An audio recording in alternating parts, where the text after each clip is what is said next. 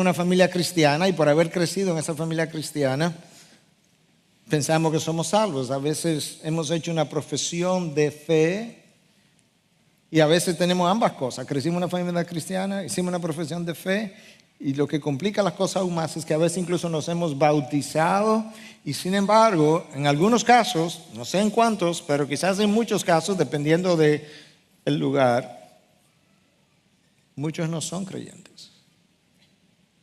No, muchos no son salvos, pero que sí han llegado a creer. Y el texto de hoy nos va a ayudar a rumiar estas cosas. Hermanos, del bautismo, a veces yo he hecho la pregunta, ¿eres tú salvo? Y a veces la gente me ha dicho, sí, claro, yo crecí en la fe, yo de hecho hasta me he bautizado. Nada de eso es evidencia de que yo soy salvo.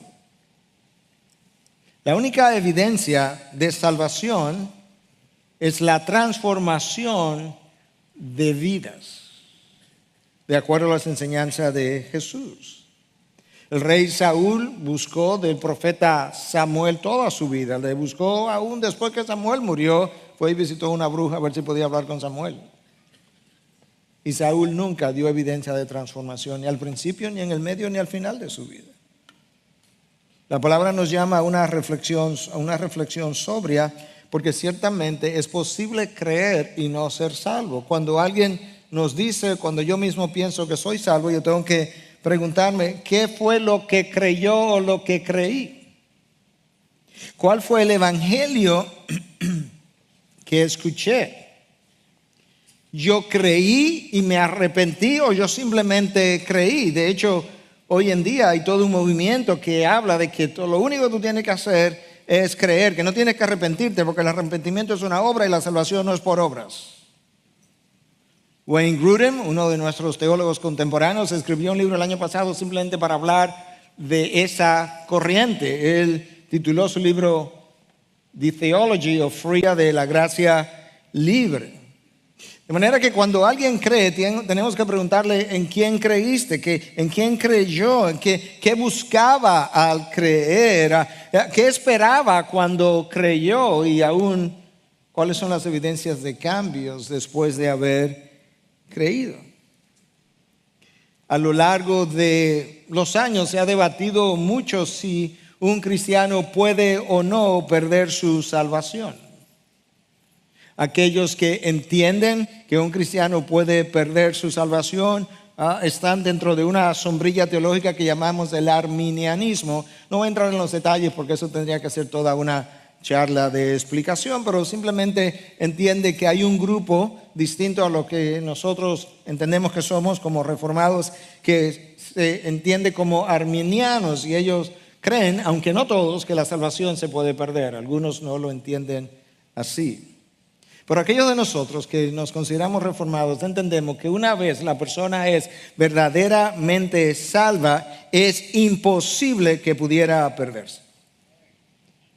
John Bunyan, el autor del libro El progreso del peregrino, Juan Calvino, John Owen, teólogos del pasado, eran de la opinión que es posible apostatar de la profesión de la fe, profesarla, pero que es imposible apostatar de la posesión de la fe.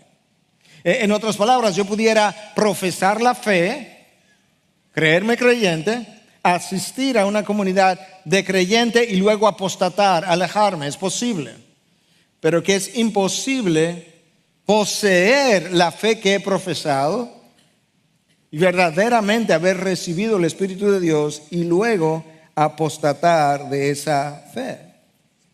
El Señor Jesús mismo habló de estas posibilidades y lo habló a través de una parábola, de una forma del habla que usa elementos de la naturaleza común al día a día para que ellos pudieran entender. Y habló entonces de la parábola del sembrador. Un hombre que salió a sembrar a un campo y fue distribuyendo las semillas.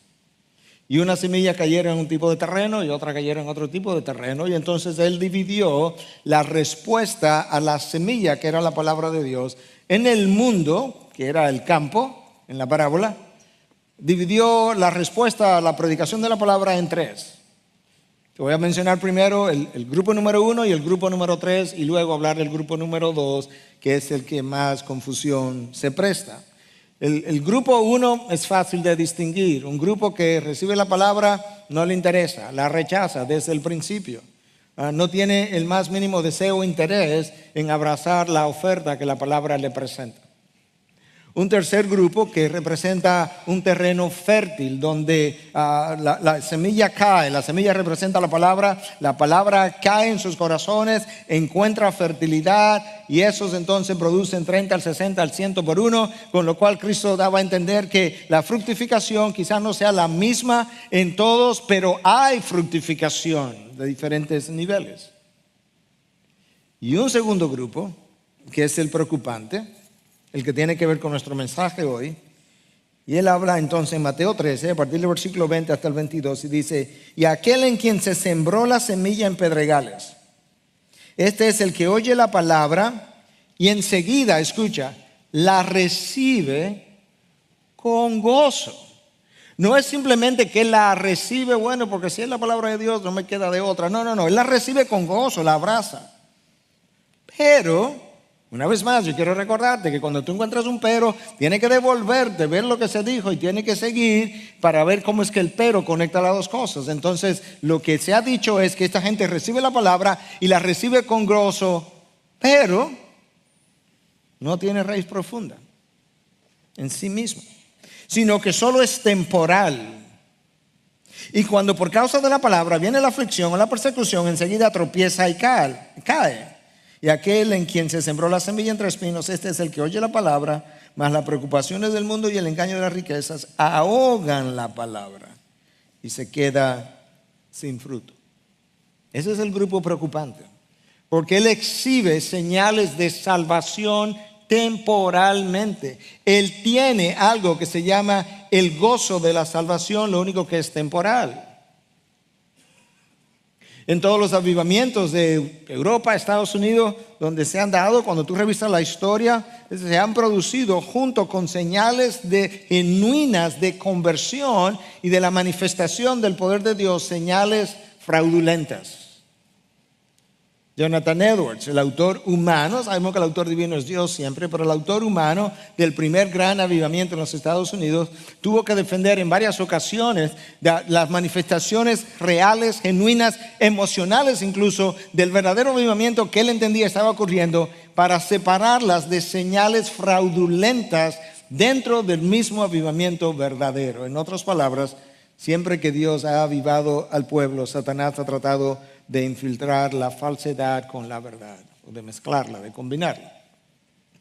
El apóstol Juan nos escribe, y en su primera carta, en capítulo 4, en versículo 1 dice: amados, no creáis a todo espíritu, sino probad los espíritus para ver si son de Dios. No creáis a todo pastor que está predicando la palabra de Dios. No creáis a todo evangelista, no creáis a todo maestro. Tú tienes que probarlo, ¿cómo? Por medio de la palabra, para ver si es de Dios. Para ver si es de Dios lo que está enseñando. Porque muchos falsos maestros han salido al mundo.